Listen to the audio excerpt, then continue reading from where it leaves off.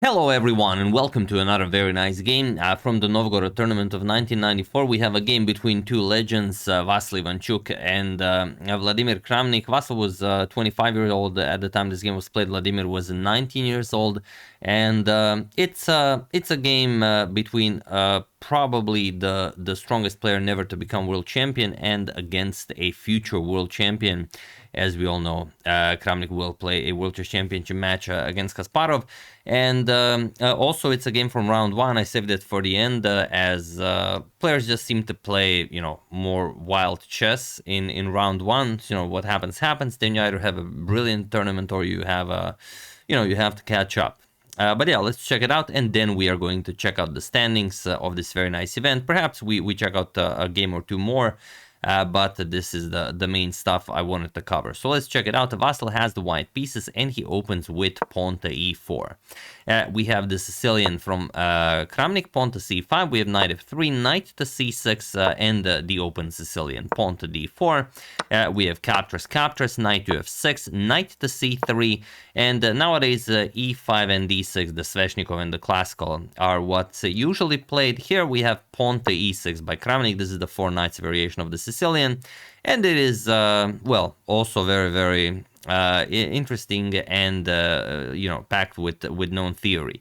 So here we have knight d to b5, putting pressure on that d7 square, d6, stopping knight to d6, and now bishop to f4. Now with a triple attack on that pawn on d6, basically forcing pawn to e5. You have to play this, otherwise you're just worse. So pawn to e5, and by doing this, by forcing this, you have this permanent weakness on d5 that black has to play with. But okay, this is all very, very known.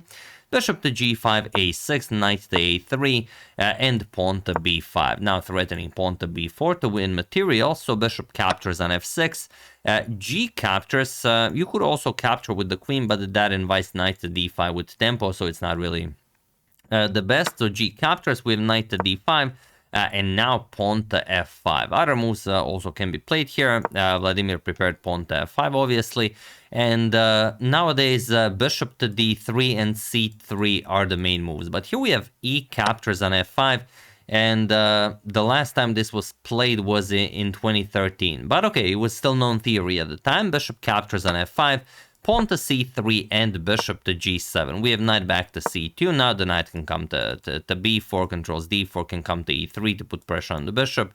Knight to e7, offering a trade of knights. And here, there are a couple of games that reach this position. For example, Michael Adams had it against Alexei Shirov, also in 1993, and in that game, Adams played knight captures on e7. That game ended in a draw. But here, Vasyl played bishop to d3, and it is now, as of move 15, that we have a completely new game. The idea is that if knight captures on d5, you will play bishop captures on f5, put pressure on that knight, and when the knight goes back or something, then you can bring this knight to e3, and again you keep control of that d5 square and sort of have a long-term weakness against black.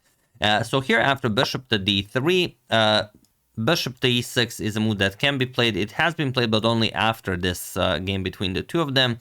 e4 also has been played some years later, and bishop to g6, the seemingly strongest move recommended by the engine, has never been played in this position. But here, just knight captures on d5. We have bishop captures, and now knight to e7. Pretty much what we discussed in the beginning. And now you could go knight to e3, but here Vasyl goes queen to g4. Defends the bishop and puts pressure on the bishop on g7. So you could play knight captures on f5. It's definitely possible. Something like captures. You offer a queen trade. Probably white declines, attacks the rook, maybe castles. And then white decides whether at the castle king side or queen side, depending on what kind of a game you want to have. But after queen g4, Kramnik decided to castle king side and to defend the bishop this way, which looks a little bit dangerous with the g-pawn missing, but it's actually perfectly fine. So what can Vasyl do here? He starts with rook to d1. Although you really like your bishop on this diagonal, there's no real way to sort of keep it there. Once this bishop moves, f5 is coming, and then it's black who's playing this for the win. So rook to d1, and now pawn to d5. Okay, we have knight to e3 and pawn to d4, attacking the knight, and now comes bishop to e4. This is definitely the best way to play. If you threaten checkmate sort of to force knight captures on f5, you're not going to do it because black can defend with h6, and then you're still going to play bishop to e4. The difference is now, after bishop to e4, that Vladimir has the option of playing something really wild, as he does. Now here, objectively, best is pawn to f5, but it's not... we could show what happens, for example, knight captures, bishop captures, let's say queen to f6, and now bishop to e6 with check, you move the bishop with tempo, so you have time to defend your f2 pawn, let's say king h8, castles kingside, and now something like rook a d8. It's a very complicated position where white is better, but you have to find some, you know, really clinical moves like pawn to g3, bishop to b3 in order to maintain your edge. So it wouldn't be perhaps a bad practical choice. But Kramnik went for something else. He decided to go for the move from the thumbnail, and that is d captures on e3. He sacrifices his queen for an attack against Vasyl's white king. So let's see what happens. Rook captures on d8. E captures on f2 with check, nicely throwing in a nice Zwischenzug.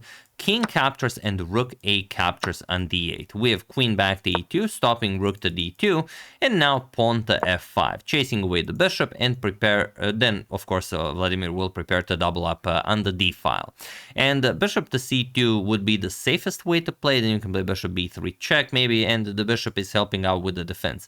But Vasyl doesn't care. He just goes after the queenside pawns. Plays bishop b7. Rook d7 captures on a6, and now rook f to d8, threatening rook to d2 to win the white queen, but just queen captures on b5, allowing the rooks to infiltrate. But now Vasyl won the two queenside pawns, and once he defends, if you know he will be able to defend, then he will start advancing his past a pawn, and that is his plan on winning this game. We have rook to d2 with check, king to g3. And now, how do you continue this game? Do you push the e-pawn? Do you push the f4 pawn with check? The f-pawn with check to f4? Both are, you know, very interesting. Do you play king h8 to avoid any checks? Do you maybe play bishop to f6 to consolidate a little bit? All of these are good options. We're just going to discuss pawn to f4 because it's you know, crazy what happens. King f3, and now let's say knight to f5. You want to go after that white king. Okay, rook e1. Knight to h4 with check. Now you go up the board. King to g4. King to e4, you get checkmated. So that's not the best. So king to g4. And after, let's say, bishop to f6, defending the knight and maybe preparing rook captures, you can just play g3. And there is no good way for black to finish the king hunt. Something like captures.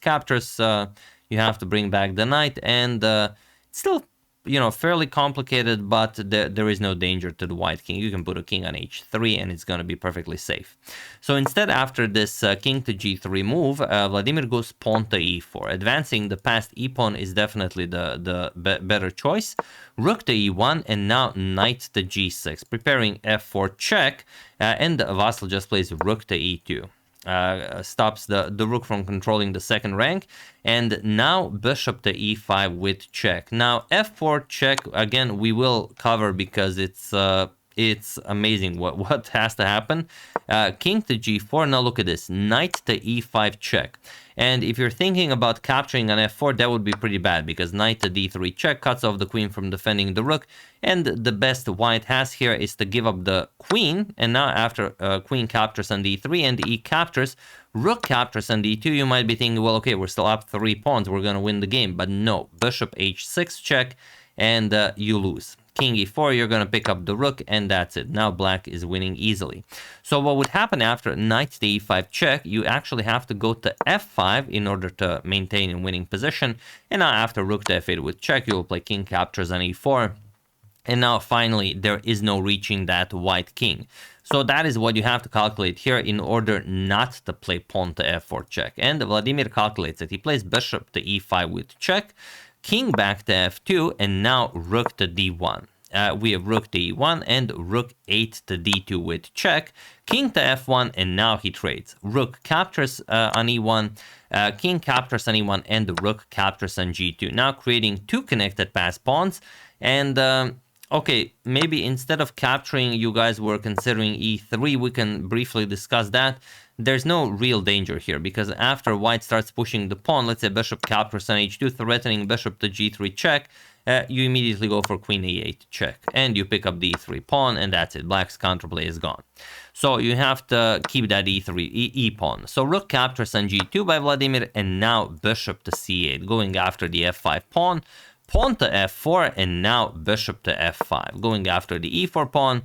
And also the threat is not just the e4 pawn, but capturing the defender of the bishop here, and that means you simply don't have time to defend the pawn. Bishop to f6 by Vladimir, and now bishop captures on e4.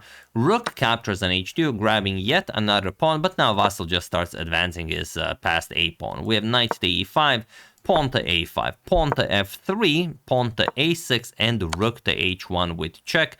Interestingly, rook to e2 check doesn't really do all that much because just queen captures on e2 is also possible. F captures pawn to a7, and there is no stopping the pawn. So after a6, rook to h1 check, king to d2, and he was in this position on move 40 that Vladimir Kramnik resigned to the game, as there is nothing more to be done here. A few more checks can be given, like king c1, rook h1 check, king c2, rook h2 check. Once the king hits b3, that's it, no more checks, and after pawn to f2, there is no way to advance the pawn further. White still plays just a7, a8, and that's it. So really, really interesting game where maybe Kramnik could have played it a bit more, safely, but him being the younger player, him being 19, Vasyl being 25, he said, all right, let's take down the great Chucky, even though I don't think no one called him the great Chucky, in 93, or maybe they did, who knows. And yeah, Vasyl took this one, and as this was round one of the tournament, Vasyl continued playing well. Kramnik also played well, just not as well as Vasyl, and now I will show you the final standings of this tournament.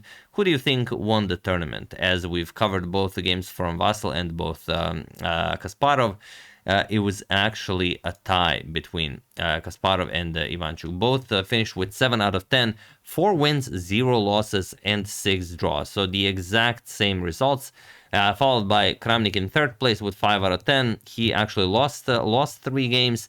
Shirov and Nigel Short with 4, and Evgeny Barev with 3 out of 10. So crazy tournament, crazy difficult, and like I said, I wanted to cover it, from the eyes of Vasyl and Kasparov.